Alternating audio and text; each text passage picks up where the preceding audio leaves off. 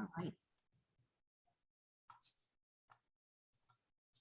Hello, everyone. Welcome to the Wonder Series, your weekly opportunity to wonder how life would be if you looked at it from another perspective, if you changed your mindset and opened yourself up to the possibilities. What would you be? Who would you be? What would you create? How would you improve your community?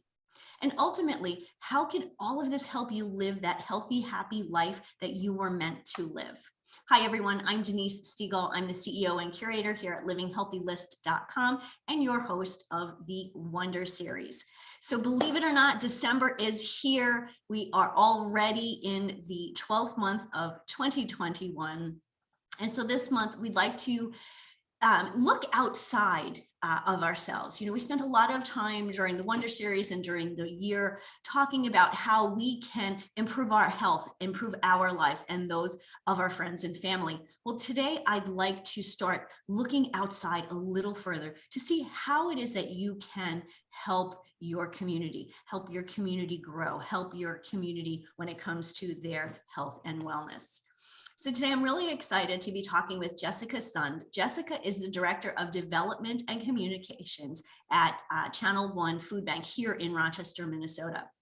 She is a native of Rochester, Minnesota, so she kind of knows everyone in the neighborhood, which is really great. Connection, as most of us know, is really important when it comes to life and business. And when you live in a community like Rochester, a smaller community, those connections really are meaningful. So Jessica feels that it is truly important to give back to the community. And so she has been doing so for the past 8 years, working in nonprofits, and in the past 2 years with Channel One Food Bank. Jessica, thank you so much for being here with us today. I'm really excited to chat with you. Thank you so much for having me. I'm thrilled to share a lot about what we do and give everyone a great idea of how we serve the community and how they can help. Perfect. I love it.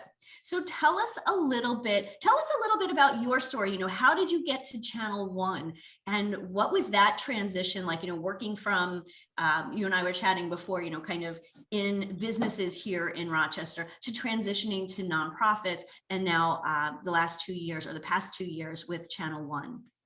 Sure. So yeah, as I mentioned before, I was born and raised here in Rochester. So a lot of jobs coming up, a lot of service industry, and just growth and getting to know people and kind of really expanding my career here. And really through all these jobs that kind of laddered up, I found my way into nonprofits, which was just a wonderful thing. It was kind of like an aha moment. I started a little over 8 years ago with Boys and Girls Club of Rochester, and I was with them for 5 years, helping with their great mission as well. And then it was actually about 3 years ago, a little over 3 years, that I made the switch over to Channel One, which was amazing because, being born and raised here, I've always known about Channel One. I've heard of it. We've all kind of understood. But when I first came into the building and really saw the scale and how huge it was, and the realization that it's not just Rochester, Channel One serves 14 counties. We're the largest hunger relief organization in southeastern Minnesota. And to see that firsthand in the warehouse and just jaw dropping, and like, wow, what an impact. That the need is insane. And so I'm just really, really pleased that I can take what I've learned and what I've gotten from Rochester and give back not only in our community, but also in the 14 counties that we serve.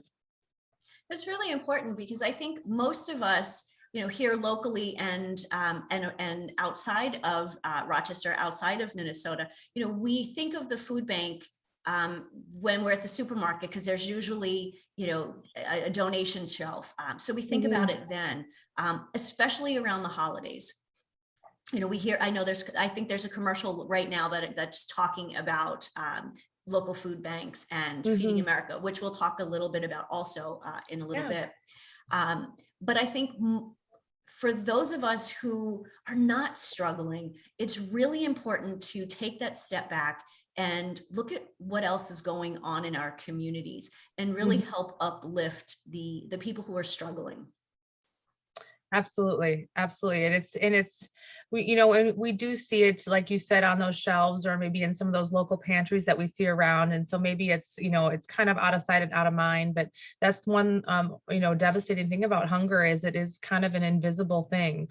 You would never know that the person sitting next to you or your kids, friends perhaps are facing food insecurity because that's not something that they share. And it's a stigma that we really want to hope to overcome so that we can really get people the food that they deserve.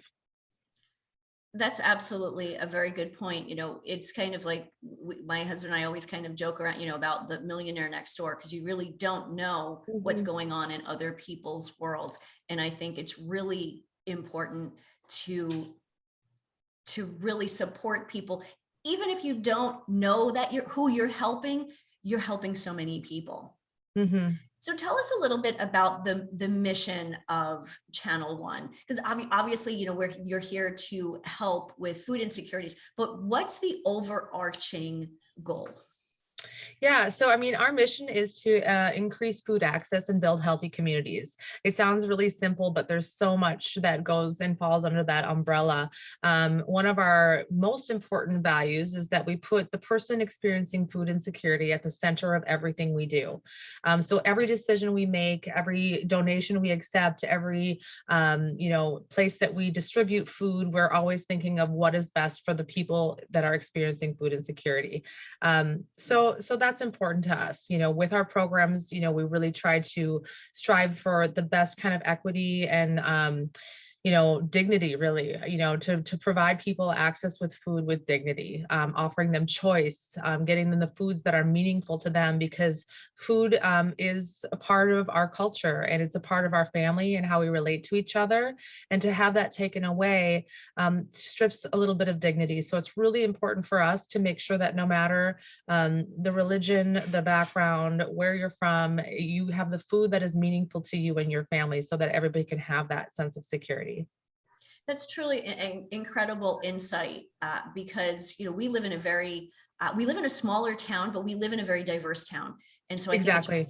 it's truly that's really insightful of you and everyone over at Channel One, because Hmm. I think you're right. We could always overlook that piece of the need, Right. because, you know, Absolutely. what I grew up with could be something very different than what, Hmm. you know, the next person is used to and is really hoping for. Absolutely. Absolutely. So with Channel One, you know, I know you have a warehouse. There's more to Channel One than, you know, just the donations and, you know, the warehouse. Where are the different places that you serve? Obviously you said 14 different counties, but what are the Yeah, actual places? Like who has sure. access? Well, this question could take me a really long time, so I'm going to try to sum up our programming as best as I can and as quickly as I can. And then if you have some questions, let me know. But so we have several programs. I'll start off with the warehouse and the food bank. We act as a hub of distribution and receiving, and that food bank serves over 200 food shelves and pantries across the 14 counties. Wow. So independent food shelves or food programs can place orders with us for delivery of fresh produce, meats, you know, shelf stable items, whatever they need to serve their community. And then our trucks deliver those orders to those agencies. So that's the food bank. And then we also have a nutrition assistance program for seniors where we pack supplemental food boxes and we deliver those also to high rises and assisted living places or places where, you know, a lot of seniors are having to choose between, you know, housing or prescriptions and, you know, the nutritious food they need to stay healthy. And so that's another program of ours, which is great. We also do childhood hunger programs where we work with local schools. We have what's called a backpack program, which sends food home with kids on the weekends. And we work with the schools to help identify children. You know, if they're hungry, they're not ready to learn. Sometimes there's behavioral problems. You never know why a kid might be acting out, and it could be that they're hungry. So that's another great program of ours. And then we also have some new programming, which is we're really proud of. One of them is Minnesota Central Kitchen. And that is a program that we do in partnership with one of our Minnesota Food Bank partners in the Twin Cities, Second Harvest Heartland. And this program actually partners with local restaurants to fill a really important gap that we found in Rochester, and that's prepared meals.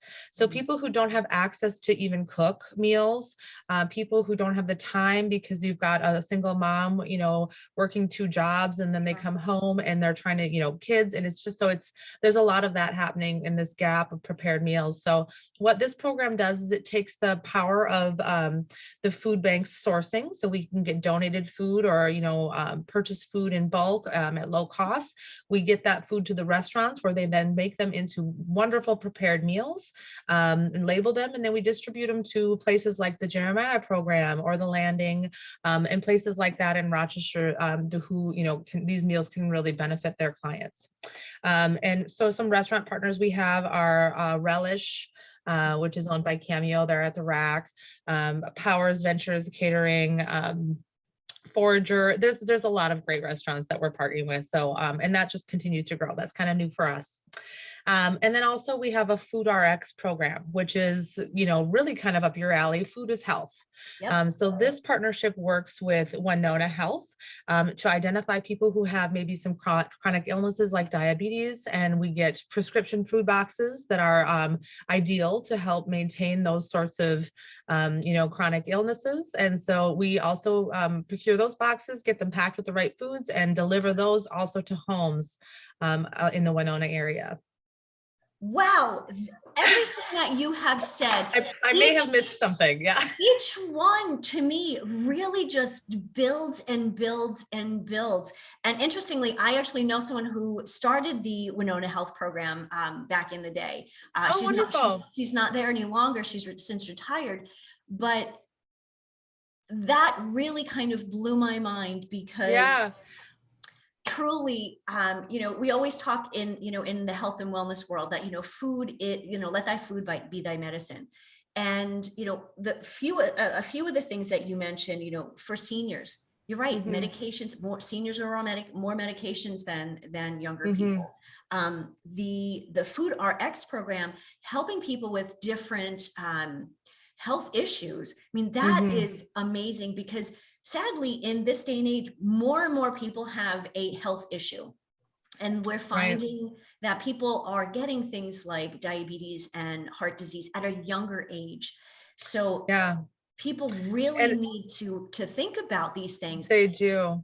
And it's also really, you can look at the statistics. These numbers are extremely higher in individuals who are food insecure, because sometimes eating healthy can be expensive, especially with the inflation happening now.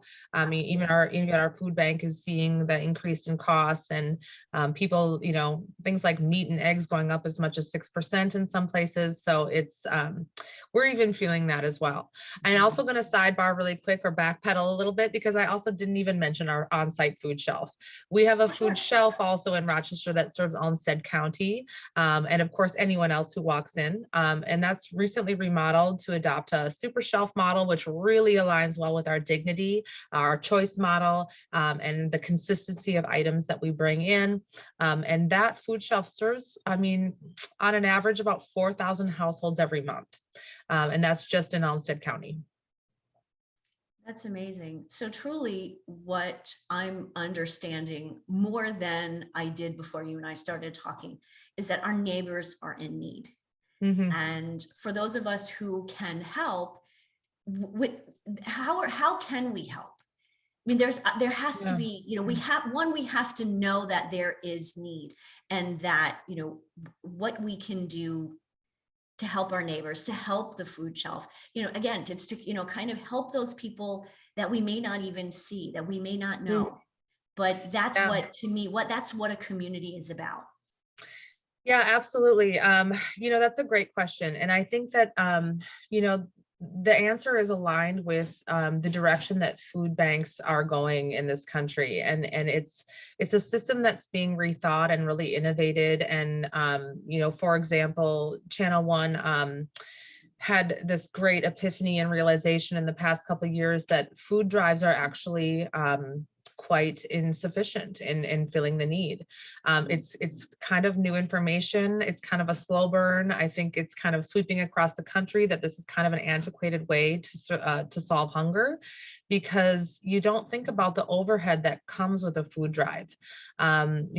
We have to pick up the food. We have to sort every single item of that food to make sure that it's acceptable. We have to pay to throw out the food that is not. Sometimes packages are open. Sometimes people walk by these bins and think it's a garbage, and we're digging out garbage out of it. So it's just like all these things that kind of like, it was an aha moment. We stopped doing the food drives because of the pandemic. Of course, at the beginning, nobody knew anything, and we're like, let's just stop and cease and desist all touching anything, and passing that on.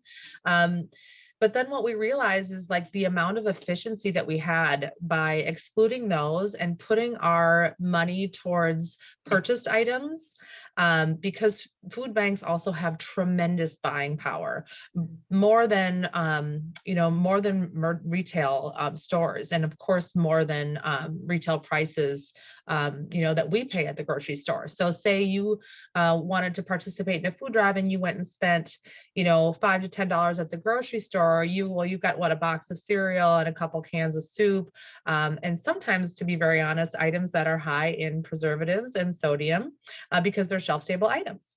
Well, you can give that $10 to Channel One, and we can buy 6 dozen eggs, gallons of milk, fresh produce and things like that the families really need and want. So it's just become this aha moment of like how, and also what we've realized too is, by surveying, food shelves all across Minnesota, the top 5 items that are requested across the board are milk, eggs, proteins, like meats and things like that, eggs, and then also cooking and baking items. So 4 of those items are things you can't donate to a food bank. You can't bring in a gallon of milk, you can't bring us a pack of chicken. There's USDA rules and regulations behind Absolutely. it. So that being thought about and kind of rethinking this way of innovation, how to really get the most food out, a monetary donation is just the best way to go, because we can turn every dollar that we receive into 3.5 meals, which is next to impossible at a grocery store. Wow. Mm-hmm. Okay, so you just really blew my mind on that one, because when I go to the supermarket once a month, what I do, and I don't shop at the same supermarket all the time, but when I go to our local Hy-Vee, I give the $20 for the items that are already packed for Channel One. I've been doing that for years, and honestly, this is a little bit of an easy way to be helpful and donate, because I don't have to think about it. Right. And so I never really did until you just mentioned, you're right. As a health and wellness professional, I probably wouldn't pick up a lot of the stuff that's in the bags, because like you said, lots of preservatives, lots of sodium. Canned soups are notoriously high in sodium. Right. And other stuff that you have to kind of read in order to figure out what it is. It is. Everything's great in moderation. We all know that. Every now and then we love a good mac and cheese. I get it, but it's to have that as a consistent part of your diet is not always great. And also, and the bags, I don't know if you're seeing them anymore. I think noticed. We've discontinued all of that all over town. So like literally, you will not see another food drive from Channel One in any way ever again, really. but that's great. It's again, that decision has put the person experiencing food insecurity at the front of what we're doing, because there's been some kickback about the no food drives. They're like, well, it's meaningful to me to be able to bring this food in, and it's hard to say, well, it's not about you. You know what I mean? I understand that you get this good feeling, but we need to give these people the best thing for them in the most dignified way possible. So that's what I think is, really great, especially for this segment, is what is giving really about? And it's not about you and your feelings, although it feels good and that's great, but really it's about making somebody else, safer and secure and feel better, like the way that we feel. Absolutely. That is the whole Mhm. point of giving. You want to give someone something that they want and need, not Mhm. something that you think they want and need. Exactly. Mm, I love that. So, okay, so interestingly, I my thought for Living Healthy list was in January. Since we're talking about this, it seems like November and December, people are thinking more about their neighbors. They're thinking more about being thankful and giving. But Mhm. I would imagine by January, February, that tends to kind of dip a bit. So Yeah. my thought was for Living Healthy list that we would do some type of a fundraiser, and of course the food drive was one of the first things I thought of. We won't do that. Thank you. But I think it's really important. Is January a good time? What are the times of the year that you really do find that you're really struggling with the amount of food that you have, the amount of support, Mhm. the amount Yeah. of cash flow? Yeah, that's a really great question, and there's no easy answer for that, especially in the past couple of years, because we've seen the demand ebb and flow. Mhm. It could align with these tax breaks people got, or any sort of stimulus checks people got. Maybe it was less demand on the food shelf because people got some support. So it really does ebb and flow. Um, you know, the best thing to say is this there is no we're good, you know what I mean? It's a consistent year-round thing, which is something that I also like to kind of bring up during the holidays, is that yes, there is this need around the holidays and the spirit of giving, but this is an issue that lasts into the year. Mhm. So one thing that I love to encourage, especially in that holiday season, is like maybe this is the time to sign up for like a sustaining monthly gift. It's very easy, $10 a month. Mhm. It goes a long way. Every little bit, if everybody did something like that, it's just amazing, and it really sets us up to have that consistency Mhm. throughout the whole year. But that being said, you're right. We do see spikes in hunger definitely around the year end, and also during the summer when kids are out of school and parents have increased costs in childcare, or kids are maybe left home alone a little bit more, and not able to have those meals that school offers, which are so important and sometimes some of the only meals that kids get during the day. So that's some of our areas of focus definitely is that summertime, summer hunger, and then of course the year end with the holidays. There's a lot of people who, again, because you gather with these families and you want this big meaningful meal, and so it's great for us to be able to give people that meal instead of having spaghetti for Thanksgiving. You know what I mean? So Yeah. it's definitely those times of the years are the most, but it's definitely an ongoing thing.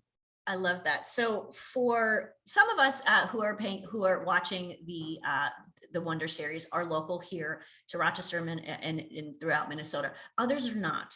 How can they help? Yeah, that's a great question. And I've even had people in our 14 county region, call us up and say, I want to help, but where and how? Do I support locally? Do I support a food bank that is a bigger spread? And that's completely your choice.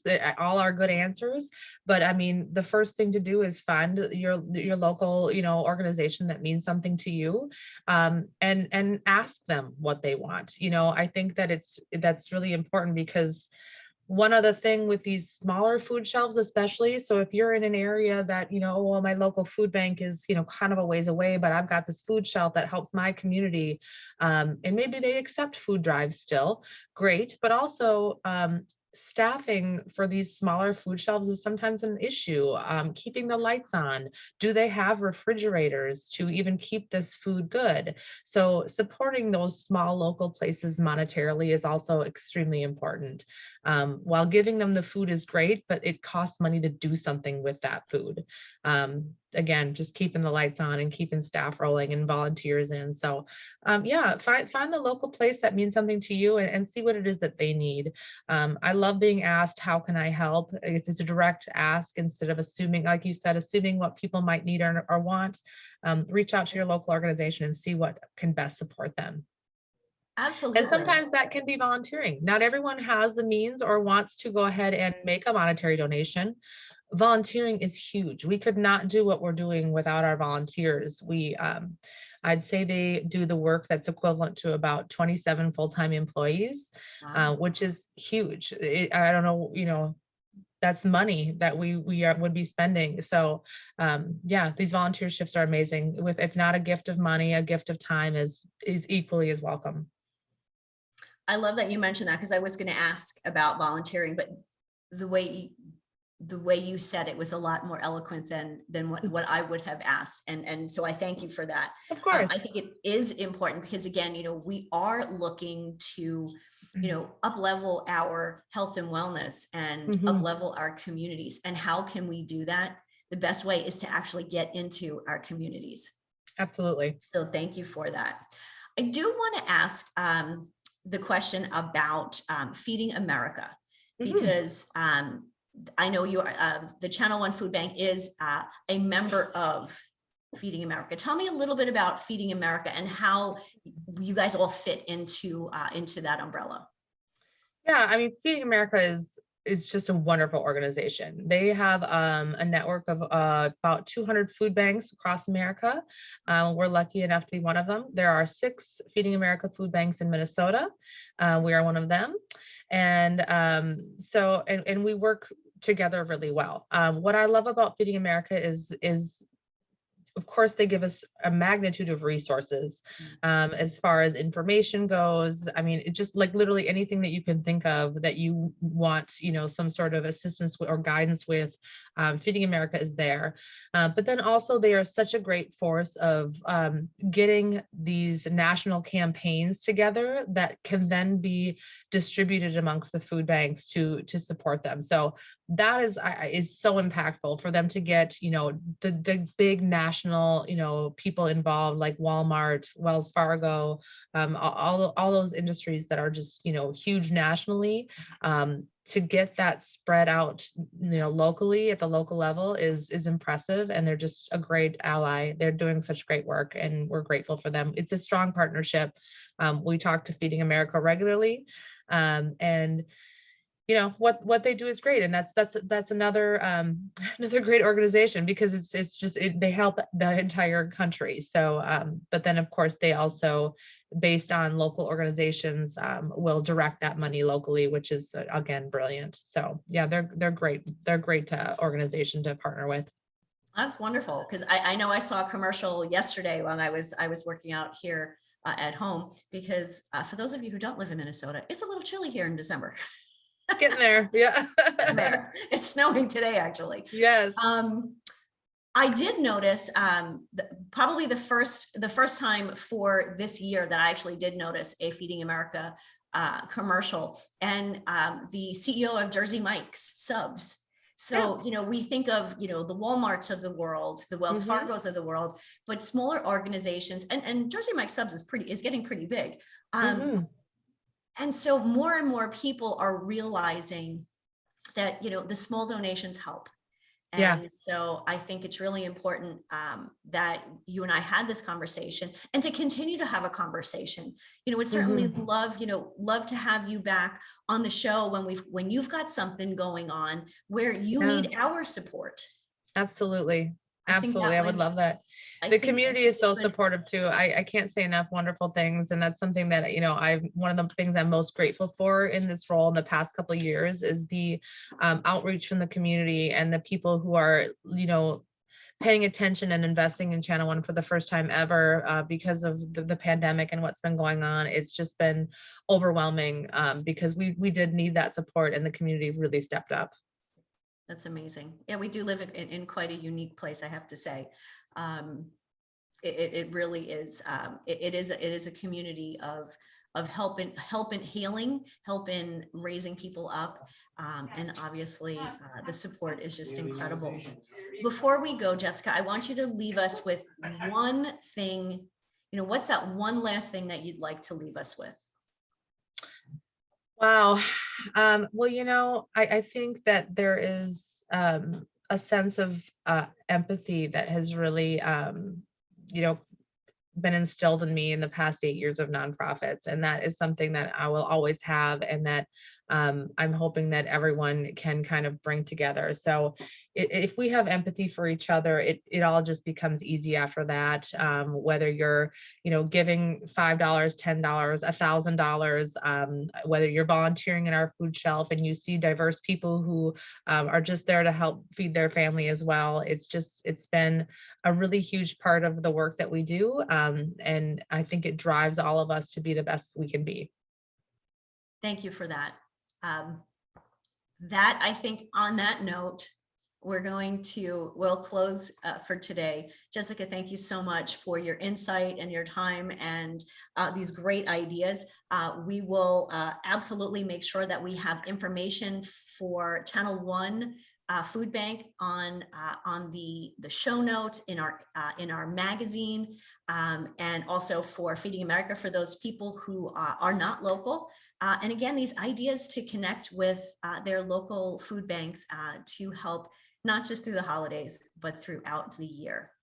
Wonderful. Thank you so much. Thank you everyone for joining us today, whether you're here live or watching our replay. We will leave you with this, as I do every week. I'm here Wednesdays, 12 p.m. Central Standard Time for the Wonder Series. Till next week, healthy living, happy life. Have a great one.